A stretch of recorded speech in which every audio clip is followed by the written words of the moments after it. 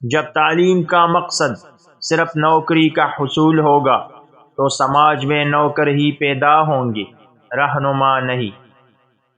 دو چیزیں اپنے اندر پیدا کر لو: چپ رہنا اور معاف کرنا۔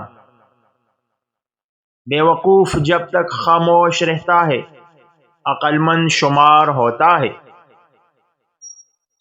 جب آپ یہ سوچیں کہ ہار کی صورت میں کیا کریں گے تو آپ شکست کھا گئے ہیں۔ اگر آپ کسی کام کا پختہ ارادہ کر لیں تو پھر اللہ کی مدد بھی شامل حال ہو جاتی ہے اور کام جلد تکمیل تک پہنچ جاتا ہے۔ صبح کی نیند انسان کے ارادوں کو کمزور کرتی ہے۔ منزلوں کو حاصل کرنے والے کبھی دیر تک سویا نہیں کرتے۔ محبت دور کے لوگوں کو قریب اور عداوت قریب کے لوگوں کو دور کر دیتی ہے۔ جو شخص بہانہ بنانے میں بہت اچھا ہو وہ کسی اور کام میں اچھا نہیں ہو سکتا۔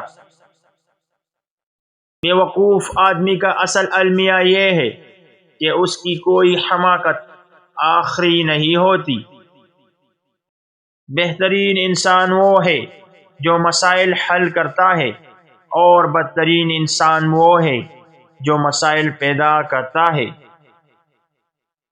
خوش ہونا ہے تو تعریف سنیے اور بہتر ہونا ہے تو تنقید سنیے۔ اس نے کیا پایا جس نے خدا کو کھو دیا؟ اس نے کیا کھویا جس نے خدا کو پا لیا؟ وقت کی بربادی کی سب سے بڑی وجہ اس کام کا آغاز ہے جسے آپ پورا نہ کریں۔